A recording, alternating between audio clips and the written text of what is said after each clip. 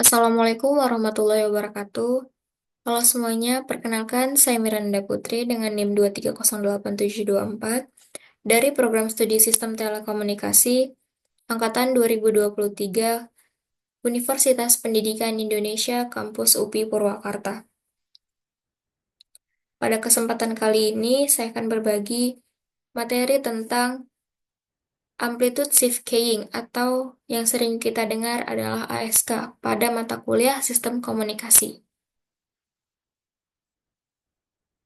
Nah, jadi jika teman-teman belum pernah mendengar istilah ini atau baru pertama kali mendengar istilah ini, jangan khawatir. Mari kita bahas bersama materi tentang amplitude shift keying. Ayo kita mulai. Oke, yang pertama, apa itu ASK atau amplitude shift keying? Jadi, amplitude shift keying ini adalah teknik modulasi digital di mana amplitude sinyal pembawa diubah-ubah sesuai dengan data biner yang dikirimkan. Nah, kemudian bayangkan nih, jika kita punya data biner, angka 1 dan 0, kita ingin mengirim data melalui gelombang radio atau gelombang sinyal pembawa. Nah, pada teknik ASK ini, bit 1 seperti pada gambar sebelah kiri. Nah, seperti pada gambar sebelah kiri, bit 1 melambangkan sinyal yang tinggi pada amplitudonya. Nah, kemudian pada bit 0 berarti amplitudonya menjadi 0 atau tidak memiliki sinyal. Jadi, sinyal bisa hidup dan mati berdasarkan dari data biner yang diinput pada sinyal tersebut. Nah, berikutnya, mengapa ASK penting? Kenapa teknik modulasi ini penting? Kenapa kita tidak menggunakan teknik modulasi lainnya, seperti frekuensi modulasi atau amplitude modulasi? Nah, berikut beberapa alasan kenapa ASK ini penting. Pada poin plusnya, yang pertama, sederhana dan mudah diimplementasikan. Salah satu alasan utama kenapa amplitude shift keying ini mudah digunakan karena teknik ini sederhana. Proses pengirimannya tidak proses pengirimannya mudah dan hanya mengubah amplitude sinyal. Kemudian yang kedua, efisiensi daya. Karena ASK ini hemat energi, ini sesuai untuk perangkat-perangkat dengan daya terbatas seperti perangkat IoT atau RFID yang menggunakan baterai. Kemudian Karena itu, teknik ASK ini lebih sederhana dan banyak perangkat komunikasi yang murah untuk menggunakannya. Dan yang keempat, kompatibilitas dengan sistem digital. Karena ASK ini cocok untuk digunakan di beberapa komunikasi berbasis data digital, misalnya untuk transfer file, komunikasi nirkabel, dan aplikasi yang lainnya yang membutuhkan data dalam jumlah yang lebih kecil. Namun, seperti beberapa teknik lainnya, amplitude shift keying ini juga memiliki beberapa kekurangan. Di antaranya, yang pertama, rentan terhadap gangguan rendah. HSK ini mudah terganggu oleh noise. Bahkan, sedikit gangguan saja bisa merusak sinyalnya nih. Apalagi jika amplitudo sinyalnya dikirim sangat kecil. Nah, yang kedua, kualitas sinyal menurun dalam kondisi buruk. Nah, di mana jika kualitas sinyal SK bisa menurun drastis, ini bisa menyebabkan data diterima menjadi tidak akurat. Kemudian, rentan terhadap atenuasi. Nah, jika sinyal ASK ini harus melewati jarak yang jauh, maka amplitudonya bisa melemah sehingga kualitas transmisi menurun. Nah, yang keempat, kurang efektif di jaringan dengan kepadatan tinggi. Biasanya untuk hal-hal yang seperti ini, maka lebih baik untuk menggunakan teknik yang lain. Kemudian, komponen utama dalam amplitude shift keying. Nah, teknik ini memang sederhana, tetapi ada beberapa elemen yang perlu dipahami dalam amplitude shift keying ini. Yang pertama ada sinyal pembawa atau carrier sinyal, gelombang sinusoidal. Nah, di mana sinyal pembawa ini adalah gelombang sinusoidal yang akan membawa informasi. Tanpa sinyal pembawa ini, kita tidak akan dapat mengirimkan data. Kemudian, adanya data biner atau binary input. yang seperti kita bahas di awal, data digital antara 0 dan 1. Nah, data yang kita kirim ini dalam bentuk biner, yaitu kombinasi dari angka 0 dan 1. Nah, dari data inilah yang menentukan seberapa tinggi atau rendah amplitudo sinyal pembawa yang kita kirimkan. Kemudian yang ketiga, ada hasil modulasi atau modulated signal, kombinasi sinyal pembawa dan data yang menghasilkan sinyal terbaru. Nah, maksudnya di sini adalah sinyal akhir setelah diproses modulasi, di mana amplitudo sinyal pembawa sudah diubah sesuai dengan data biner yang dikirimkan. Ini adalah sinyal yang akhirnya dapat ditransmisikan ke penerima. Cara kerja amplitude shift keying. Bagaimana ya cara kerja dari amplitude shift keying ini? Ketika bit 1 artinya sinyal pembawa aktif, namun ketika bit 0 maka sinyal pembawa tidak aktif. Di mana persamaan matematika secara matematis disebutkan bahwa jika bit 1 adalah S dalam kurung T sama dengan A kali cos 2 VFCT, dan jika bit 0, maka 0 sama dengan S dalam kurung T sama dengan 0. Nah, ini maksudnya adalah gambaran sederhana dari bagaimana cara amplitude shift keying bekerja. Ketika bit 1, maka data yang dikirim adalah 1. Amplitudo sinyalnya akan diatur yang menjadi tinggi. Seperti dapat kita lihat pada gambar di samping, di mana ketika amplitudonya rendah, maka ini melambangkan bitnya adalah 0. Kemudian, pada rentang waktu 0,5 detik, sinyalnya naik ke atas menuju bagian bit 1. Kemudian turun lagi ketika tepat pada titik menuju 0,8 detik, di mana ini memasukkan data biner 2, yang mana data biner dari angka 2 adalah 0010. Maka hasil dari sinyal amplitude shift yang telah dimodulasi memberikan gambaran naik dan turunnya sesuai dengan hasil data bit yang mempengaruhi amplitudo. Selanjutnya, tujuan simulasi. Di mana yang pertama, memvisualisasikan prinsip kerja amplitude shift keying.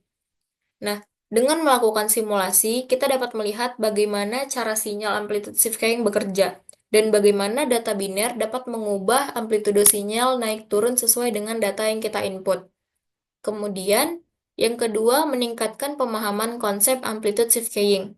Nah, dengan melakukan simulasi, kita lebih paham bagaimana amplitude shift keying dimodulasi, dan bagaimana sinyal tersebut berubah-ubah. Kemudian yang ketiga, mengidentifikasi pola sinyal hasil modulasi. Dengan mensimulasikan sinyal, kita bisa dengan mudah mengidentifikasi pola sinyal yang sudah dimodulasi dan belajar bagaimana melakukan analisisnya.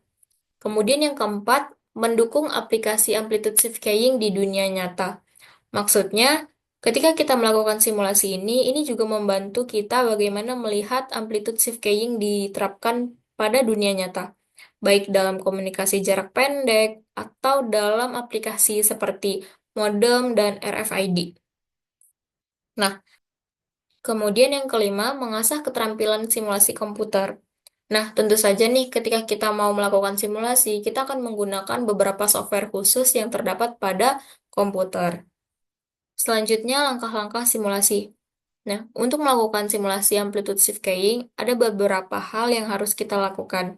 Di mana yang pertama, generate sinyal pembawa. Nah, pertama-tama kita harus tentuin dulu nih, berapa frekuensi yang kita mau untuk sinyal tersebut, misalnya 5 kHz. Kemudian memilih dengan amplitudo konstan, agar sinyalnya tetap stabil. Yang kedua, generate data biner.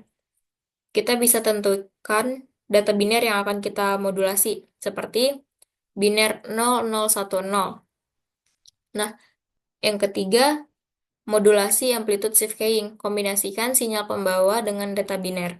Nah, ini adalah langkah terakhir, kita menggabungkan sinyal pembawa dan data biner yang kita input, sehingga akan terbentuklah sinyal amplitude shift keying yang sudah termodulasi.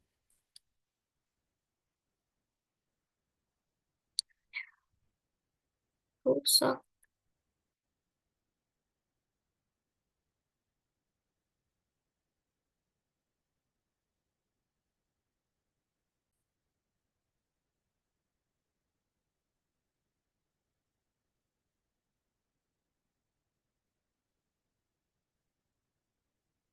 Nah, kemudian pada slide ini kita akan membahas contoh hasil dari simulasi amplitude shift keying. Nah, pada gambar di sini terdapat desimal yang kita masukkan pada slide sebelumnya, yaitu desimal 4, sehingga menjadi biner 0010. Nah, terlihat pada gambar grafik pertama, sinyal data biner yang belum dimodulasi, nah, di mana di sini adalah hasil dari simulasi sinyal menggunakan software MATLAB. Pada sinyal ini kita memberikan desimal 4 dalam bentuk biner 0010.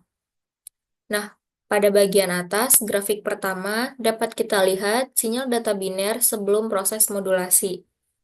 Data yang digunakan adalah desimal 4 dan kita konversikan menjadi biner 0010. Nah, kemudian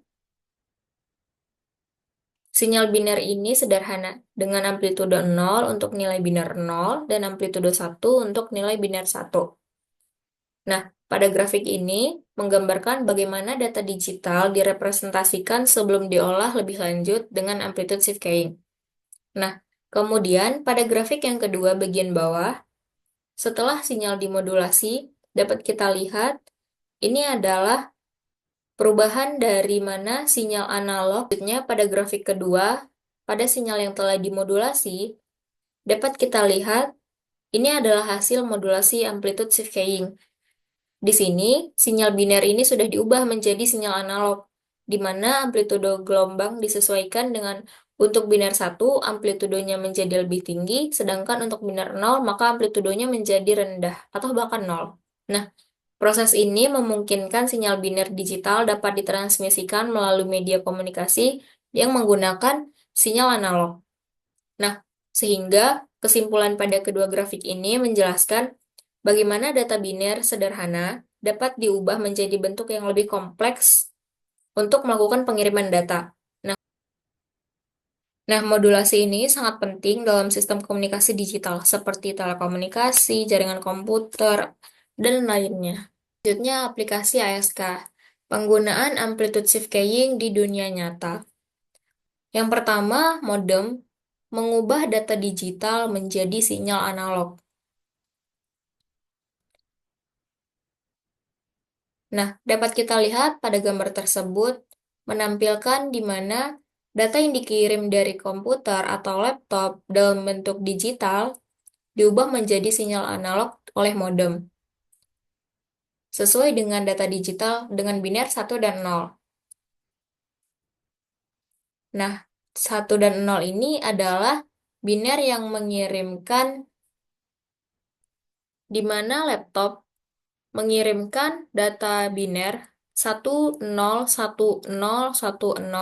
menuju ke modem, dan setelah itu modem merubah sinyal biner tersebut dari yang tadi data digital menjadi sinyal analog menuju modem berikutnya. Kemudian diubah lagi menjadi data digital menuju ke laptop tujuan. Kemudian yang kedua ada RFID atau identifikasi berbasis sinyal radio.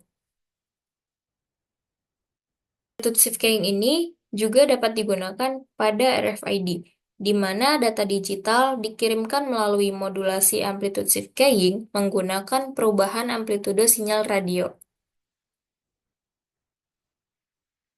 Kemudian yang ketiga, sistem komunikasi data. Ketiga, sistem komunikasi data, transfer data jarak pendek. Nah, aplikasi pada amplitude shift keying ini dapat melakukan transfer data dalam jarak pendek dengan menggunakan kabel atau yang terhubung dengan jaringan lokal, seperti local area network, di mana ini menggunakan perangkat untuk transmisi data. Biasanya menggunakan komputer, smartphone, atau hal-hal yang lainnya. Nah, Kemudian yang keempat, sistem komunikasi satelit, di mana ini dapat melakukan pengiriman data jarak jauh. Biasanya amplitude shifting ini digunakan dalam komunikasi satelit, di mana sinyal digital dikirimkan melalui perubahan amplitudo sinyal pembawa yang dipancarkan oleh satelit. Nah, untuk transmisi data dari satu titik ke lainnya dengan menggunakan perubahan amplitudo untuk membawa informasi menuju pengirim. Nah, selanjutnya kesimpulan modulasi digital paling sederhana, di mana amplitudo gelombang pembawa diubah sesuai dengan data biner yang dikirimkan. Jika data biner bernilai 1, amplitudo gelombang meningkat, sedang 0, amplitudo menurun atau bahkan 0. Metode ini sangat cocok untuk aplikasi jarak pendek dan kecepatan rendah, karena implementasinya yang mudah dan sederhana. Meskipun amplitude shifting memiliki beberapa keterbatasan, seperti rentan terhadap gangguan dan noise, teknologi ini tetap relevan untuk digunakan dalam aplikasi tertentu yang tidak membutuhkan kecepatan tinggi atau daya tahan terhadap interferensi yang besar. Terima kasih. Sekian penjelasan materi amplitude shifting dari saya. Semoga bermanfaat. Mohon maaf jika ada kesalahan. Billahi taufik wal hidayah. Wassalamualaikum warahmatullahi wabarakatuh.